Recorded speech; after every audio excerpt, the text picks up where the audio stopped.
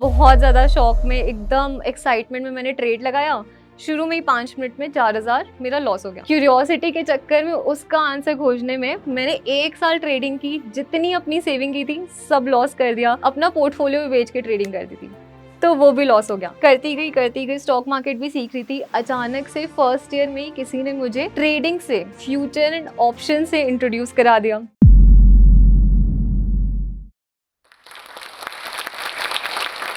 आज से लगभग 1 साल पहले इसी जोश टॉक के प्लेटफ़ॉर्म पे मेरी बहन और जिस कंपनी में मैं जॉब करती थी, वहाँ के फाउंडर आके गए थे। तो मैं बहुत ज़्यादा खुश हुई थी। मैंने पापा को दिखाया कि पापा ये देखो, सर और दीदी एक साथ जोश टॉक में हैं। उस दिन मेरे फादर ने मुझे एक चीज़ बोली कि मैं बहुत ज़्यादा खुश हूँ कि आपके सर यहाँ पे आए। लेकिन मेरा सर उस दिन ऊँचा होगा जिस दिन जोश टॉक मेरी बेटी को यहाँ इनवाइट करेगा और वो मुझे यहाँ से हेलो बोलेगी। हाय पापा। हाय, मेरा नाम तनीषा गर्ग है। मैं एक रिसर्च एनालिस्ट हूँ और पहचान मीडिया की को-फाउंडर। सबसे पहले मैं जोश टॉक को बहुत-बहुत थैंक यू बोलना चाहूँगी, मुझे यहाँ पे इनवाइट करने के लिए और मेरे पापा का वो ड्रीम पूरा करने के लिए। आज मैं आपको बताऊंगी कि कैसे 16 साल की एज में मैंने अपने करियर की शुरुआत की और आज मैं 21 साल की हूँ, कैसे मैंने पहचान मीडिया को फाउंड किया और वहाँ पे हमारे साथ ऑलरेडी 70 से ज़्यादा क्लाइंट्स वर्क कर रहे हैं। कैसे अगर आप एक स्टूडेंट हैं, होम मेकर हैं या फिर रिटायर्ड पर्सन हैं जिसमें अभी भी काम करने का जुनून है, वो कैसे यहाँ पे वर्क कर सकते हैं घर बैठे बिना किसी एजुकेशनल बैकग्राउंड के भी। नो मैटर आप कहाँ से पढ़े हैं, आपने क्या पढ़ा है, आप कैसे शुरू कर सकते हैं। बेसिकली मेरे 2 फील्ड हैं, पहला स्टॉक मार्केट, दूसरा मार्केटिंग स्किल्स मैंने सीखी थी जो आज मेरा मेजर सोर्स ऑफ इनकम है। हम दोनों पे बातें करेंगे कि कैसे शुरुआत करके हम इसमें कमा सकते हैं।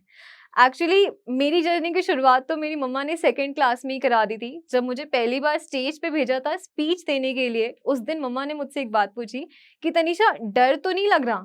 तब मैंने जवाब दिया था कि मम्मा, डर किस बात का? अगर भूल गई तो कोई मारेगा थोड़ी। बस उस दिन मैं मेडल भी लेके आई और मेरी ज़िंदगी का सबसे बड़ा लेसन मिला।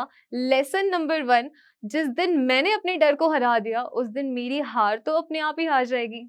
लेकिन एक टाइम आया था जब मेरी डर ने मुझे हरा दिया था। मैं 11th क्लास में थी और शुरू से ही मुझे पब्लिक स्पीकिंग का बड़ा शौक था।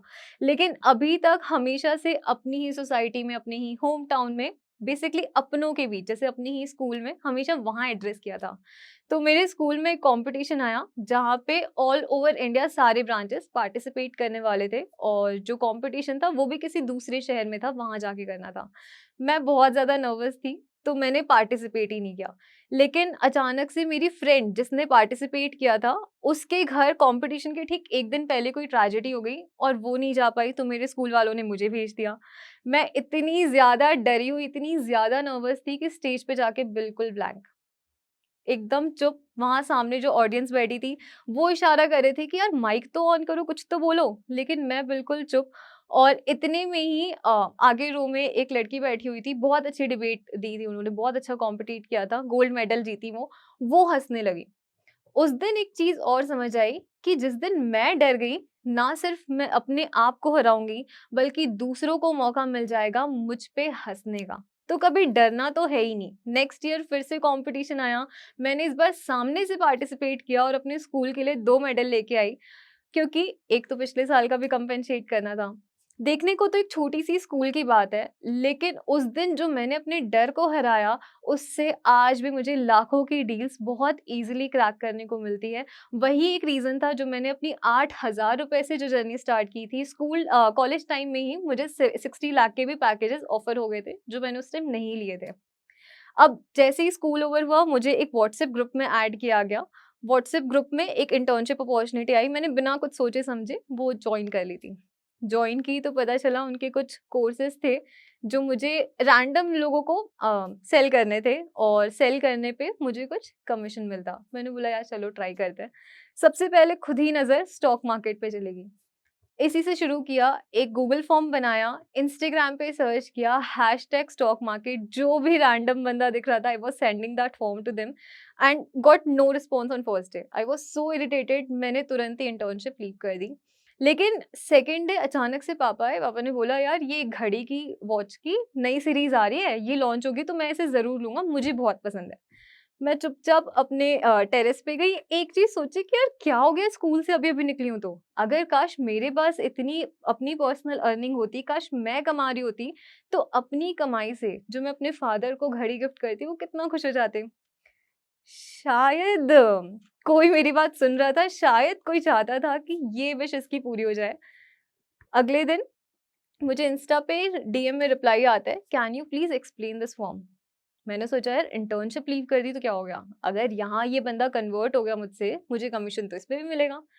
मैं लग गई अपनी सेल्स करने, स्टॉक मार्केट कोर्स के बारे में बड़ी-बड़ी तारीफ़ें करने और वहाँ से वो मुझे अपनी स्टॉक मार्केट कंपनी के बारे में बताने लगे। तो थोड़ी देर बाद उन्होंने बोला, मैडम रुको, ये सब छोड़ो, आप हमारी कंपनी जॉइन करोगे क्या? अब यार कोई स्कूल से निकली हुई बच्ची जिसको कुछ भी आइडिया नहीं है और उसके सामने अगर आप पैसे की बातें करोगे कि हम आपको पे करेंगे, तो वो क्यों मना करेगी? मैंने जॉइन कर लिया और मैंने बोला यार यही मौका है पापा को घड़ी दिलाने का। तो मुझे नहीं पता था उस टाइम तक कि पापा की वो घड़ी मेरा ही वक़्त बदल देगी। वहाँ पे स्टॉक मार्केट की क्लासेस चलती थी, मैंने जॉइन कर लिया। मुझे शुरू से ही नई-नई चीज़ें सीखने का बहुत शौक था और वो भी जब बात पैसों की हो रही हो तो। जॉइन किया, बहुत इंटरेस्ट आया, रोज़ नए-नए चार्ट्स बना के मैं मेंटर्स को भेजने लगी। थोड़ा समय लगा लेकिन फाइनली मेंटर्स का भी ध्यान अपनी इस स्टूडेंट पे चला गया। मेंटर्स सुबह से शाम तक अपनी जॉब करते, जॉब से आने के बाद बच्चों के बैचेस कंप्लीट करते और फिर उनका जब रेस्ट टाइम होता था 1-1 2-2 बजे तक मुझे पढ़ाने लगे, शुरू से स्टॉक मार्केट सिखाने लगे। तो राम सर ने बहुत ही ज़्यादा यहाँ पे मेरे लिए एफर्ट्स डाले। अब यहाँ पे ये चल रही थी चीज़ें, मैंने इन्वेस्टमेंट अपनी शुरू कर दी थी और इतने में ही मेरा कॉलेज शुरू हो गया। मैं एक बिज़नेस फैमिली से बिलॉन्ग करती हूँ, तो जिस कॉलेज में मेरा एडमिशन कराया, उसे टैग मिला हुआ था रईसों का कॉलेज, उसकी फ़ीस काफ़ी महँगी थी। तो मुझे शुरू से एक चीज़ क्लियर हो गई कि यार रिच ब्रैट वाला जो टैग है ना, वो मुझे नहीं लेना है। तो डिसाइड किया कि अब मैं अपने खर्चे खुद ही उठाऊँगी। एक चीज़ मेरे साथ अच्छी हुई, बाय गॉड्स ग्रेस मुझे फर्स्ट ईयर में स्कॉलरशिप मिल गई थी मेरिट पे, तो एक बड़ा चंक ऑफ मनी जो वहाँ लगने वाला था, वो वहाँ से वाइप ऑफ हो गया। अब बचे मेरी ट्रैवलिंग, मेरा रेंट और साथ में एक स्टूडेंट के जो बेसिक खर्चे होते हैं वो, जो मेरे आसानी से सैलरी से कवर हो रहे थे।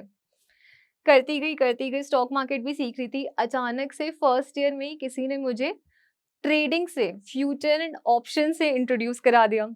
मैं बहुत ज़्यादा शॉक में, एकदम एक्साइटमेंट में मैंने ट्रेड लगाया। शुरू में ही 5 मिनट में 4000 मेरा लॉस हो गया।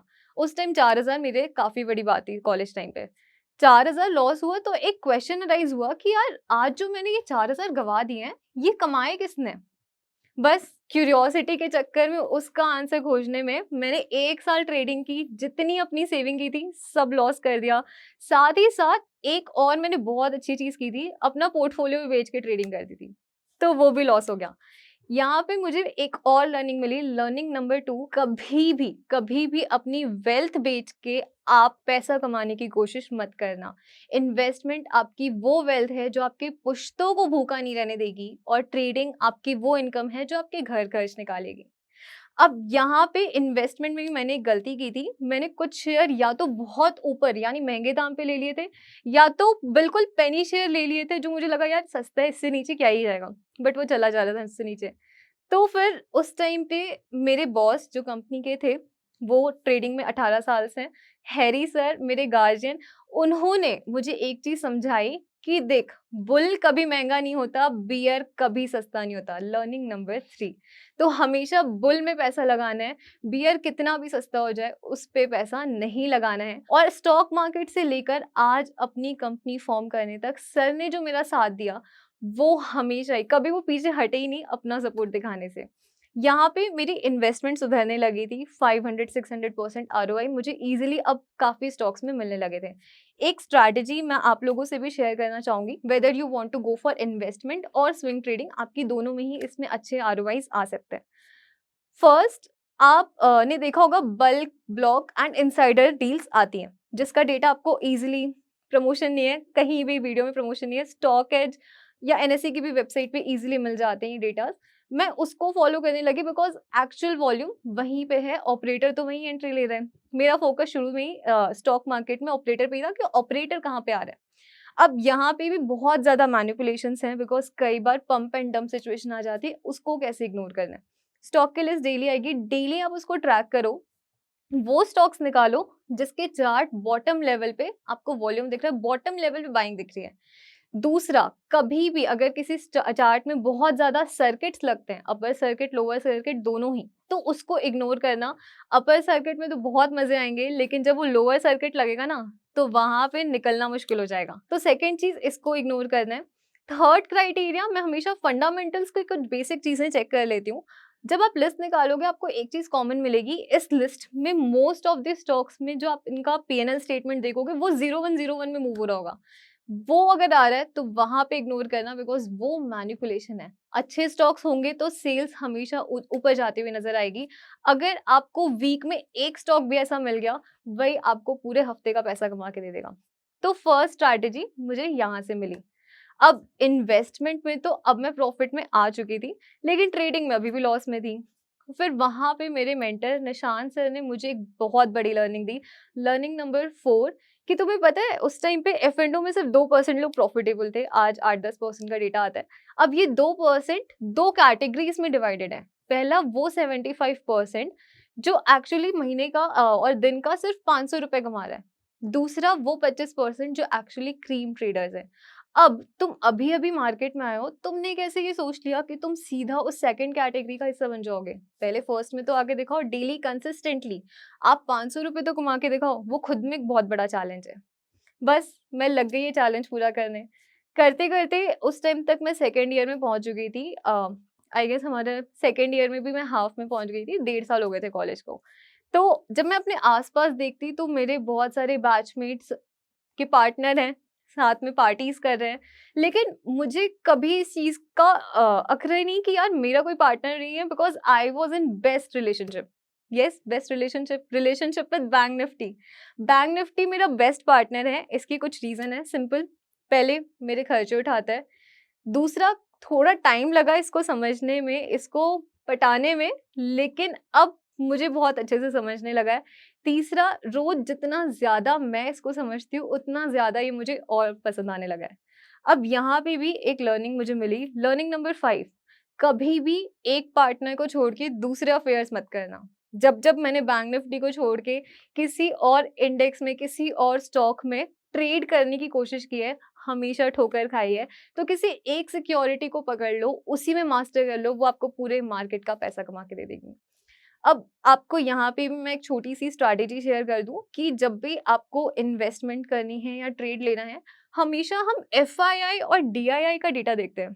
क्यों देखते हो यार? मेरे को सबसे ज्यादा धोखेबाज वही लगते हैं। देखना है तो पब्लिक देखो। बहुत बड़ा मिथ है कि हम बोलते हैं कि यार पब्लिक अगर बढ़ा रही है तो उसमें हम क्यों देखें। एक्चुअली ऑपरेटर तो पब्लिक में ही छुपा हुआ है। मैं स्क्रीनर यूज करती हूँ। स्क्रीनर में आप जब शेयर होल्डिंग पैटर्न पे जाओगे, तो नीचे पब्लिक के पास आपको एक प्लस का साइन मिलेगा। उस प्लस पे कभी क्लिक करके देखा है? उस पे जब आप क्लिक करोगे, आपको सारे बड़े-बड़े फंड हाउसेस दिख जाएँगे, सारे जितने ऑपरेटर हैं, मेजर आपको नाम वहाँ दिख जाएँगे। उनके नाम पे क्लिक करना, वहाँ दिख जाएगा कि वो कौन-सी बाइंग कर रहे हैं। तो एक्चुअली ऑपरेटर तो पब्लिक में छुपा हुआ है। ये कुछ स्ट्रैटेजीज़ मैंने फॉलो की, तो आज प्रॉफिटेबल कह लीजिए। उस टाइम पे मैं कॉस्ट टू कॉस्ट पे आ गई थी। तो जब कॉस्ट टू कॉस्ट पे आई, तो एक डिप्रेसिंग फेज आया कि यार इतनी मेहनत कर रहे हैं, 2 साल हो गए रगड़ के ट्रेडिंग कर रहे हैं, दिन भर मैं नींद में भी मुझे चार्ट दिखने लगे, तो अभी भी प्रॉफिट में क्यों नहीं है? मेरा ये डिप्रेसिंग फेज आया, तो मेरी दादी माँ ने ये मेरा ट्रेडिंग सीक्रेट दादू से शेयर किया, और उस टाइम एक अच्छी चीज हुई, दादू ने इमीडिएटली मुझे 1 लाख ट्रांसफर कर दिए। शायद वो मेरी साइकोलॉजी को समझ रहे थे, जो मैं उस टाइम नहीं समझ पा रही थी। 1 लाख ट्रांसफर की, उन्होंने बोला जो अपने शौक है ना, इससे पूरा करो। अब वो शौक तो मेरा एक ही था, ट्रेडिंग। तो मैंने बोला ठीक है। तो अब अभी तक जो मैं ट्रेडिंग करती थी, वो मैं अपनी सैलरी से करती थी, जिसमें हमेशा मुझे एक डर रहता था कि यार ये लॉस हो गया तो मैं अपना रेंट कहाँ से पे करूंगी, अपने खर्चे कहाँ से निकालूंगी, क्या घर पे कॉल करना पड़ेगा?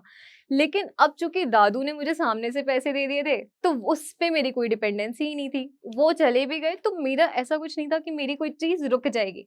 तो मैं उससे ट्रेडिंग करने लगी, और वहां पे मेरा डर खत्म हो गया। जिस दिन मेरा फ़ियर खत्म हुआ, जिस दिन मेरा डर खत्म हुआ, तो मेरा मेडल तो हमेशा की तरह पक्का था ही। बस यहाँ से एक अच्छी जर्नी शुरू हो गई, और मुझे एक और लर्निंग मिली। लर्निंग नंबर 6, कि ट्रेडिंग में जब भी आप प्रॉफिट अपनी डिपेंडेंसी के लिए कमाना चाहोगे, मतलब आपको उस प्रॉफिट की ज़रूरत है, तब तक वो आपको प्रॉफिट नहीं देने वाली। जिस दिन आपने उसे दोस्त मान लिया ना, एक ऐसा दोस्त जिसको हम बिना मतलब के बस दोस्ती कर लेते हैं, उससे प्रॉफिट नहीं देखते, राइट? उस दिन वो आपके साथ आके खड़ा हो जाएगा। तो यहाँ पे मेरी ट्रेडिंग की जर्नी, स्टॉक मार्केट, इन्वेस्टमेंट की जर्नी शुरू हो चुकी थी और एक चीज़ और समझ आ गई थी कि मेरा फर्स्ट टारगेट अब ट्रेडिंग के से पैसा कमाना नहीं, बल्कि ट्रेडिंग के लिए पैसा कमाना है, क्योंकि एक एक्स्ट्रा सोर्स ऑफ इनकम रहेगी जिस पे मैं डिपेंडेंट नहीं हूँ, तभी मैं बिना डर के ट्रेडिंग कर पाऊँगी।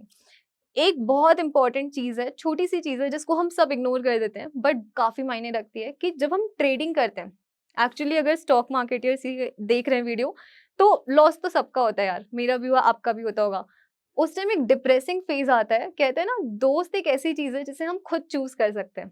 तो वो चीज़ मैंने की, वहाँ पे मुझे बहुत अच्छे दोस्त मिले, प्रेरणा मैम, रितु मैम, महिका, जिन्होंने वहाँ पे मुझे सपोर्ट किया। यार आज लॉस हो गया, मैं मम्मा को कॉल करके बताती हूँ, मम्मा यार आज लॉस हो गया। तो वो जो वहाँ पे वो कंसोल करते हैं, वो बहुत इंपॉर्टेंट चीज़ होती है, क्योंकि हर बार ट्रेडिंग में जो लॉस होता है हम वो घर पे शेयर नहीं कर पाते।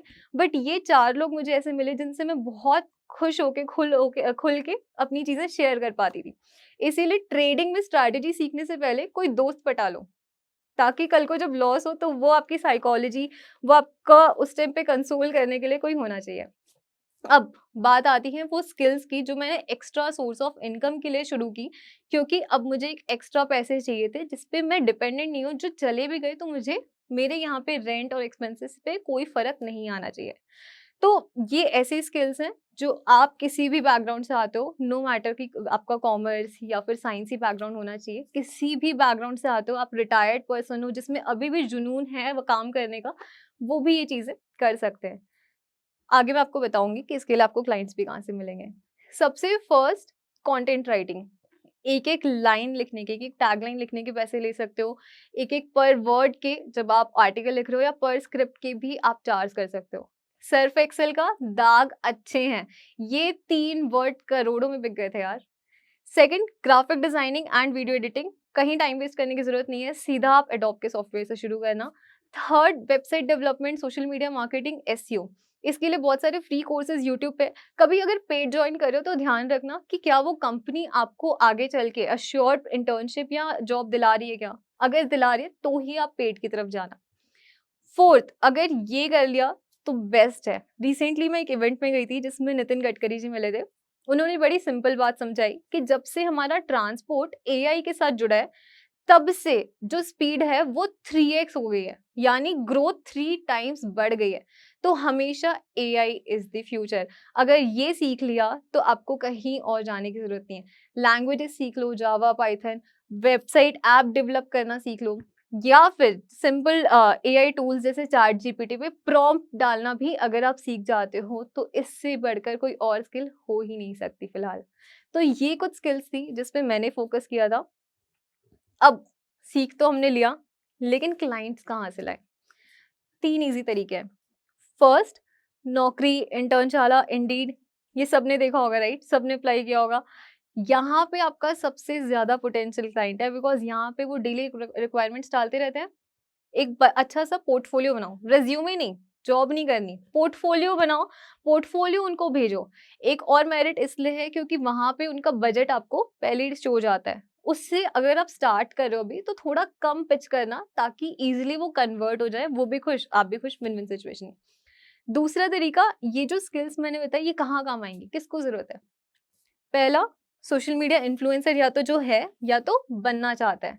दूसरा, वो कंपनीज जो ब्रांडिंग की तरफ ज्यादा फोकस्ड है, जिनके आप ऐड देखते हो, कई बार फेसबुक, इंस्टा, यूट्यूब पे ऐड आते हैं। किसी के ऐड आ रहे हैं, कहाँ से आ रहे हैं यार? वो खर्च कर रहा है, इसका मतलब उसके पास पैसा है, वो पैसा हमें निकलवाना है। और ये जो स्किल्स हैं वो ब्रांडिंग में ही तो हेल्प करती हैं। लास्ट, अगर ये कर लिया तो फर्स्ट 2 स्टेप्स आप इग्नोर कर सकते हो। पर्सनल ब्रांडिंग, खुद को ब्रांड बना लो, उसके बाद कुछ भी बेचोगे तो बिक जाएगा। फॉर एग्जाम्पल, पारुल गुलाटिया आपने देखा होगा, निश हेयर की मालकिन, कभी भी आपको आके बोलती नहीं कि मेरे हेयर ये खरीद लो, हमारा प्रोडक्ट है। खुद भी अप्लाई करती है, ट्रैवल में, कहीं भी, और वो अपने आप एक मार्केटिंग हो जाती है। शार्क टैंक में शार्क्स को अलाउड नहीं अपना ब्रांड प्रमोट करना। अमन गुप्ता ने बहुत ही स्मार्ट प्ले किया। रिस्ट में घड़ी पहनने की बजाय उन्होंने यहाँ पे घड़ी पहनी, हाथ में घड़ी पहनी, जो सबकी लाइमलाइट में फोकस में आ गई। यार अब अमन गुप्ता ने अगर कोई घड़ी पहनी है तो फिर वो चाहे बोट की हो चाहे सरोजनी की, वो 100 रुपए वाली हो, ब्रांड तो वो अपने आप ही बन गई है। तो ये कुछ छोटी-छोटी चीज़ें थी जिस पे मैंने और हमारी टीम ने फ़ोकस किया और आज हमने पहचान मीडिया को फ़ॉर्म किया। तो at last I just want to say final learning of the day कि मैं हमेशा कहती हूँ सक्सेस की बड़ी खास बात है, मेहनत करने वालों पर फिदा हो जाती है। तो चलो साथ में मेहनत करते हैं। Now to all my lovely traders and stock marketers out there जो ये वीडियो देख रहे हैं, तो मुझे पता है पूरे वीडियो में आपका फोकस उन 2 स्ट्रैटेजीज पे ज़रूर गया होगा जो मैंने शेयर की है। अगर आप मेरी और ज़्यादा स्ट्रैटेजीज जानना चाहते हो जो मैंने पिछले सालों में ऑब्जर्व की हैं, पिछले 5 सालों में, तो आप इसमें यहाँ पे कमेंट प्लीज़ करना। मैं फिर से आऊँगी और आपसे स्पेसिफिकली स्ट्रैटेजीज पे आपको अपनी सारी सीक्रेट स्ट्रैटेजी शेयर करके जाऊँगी।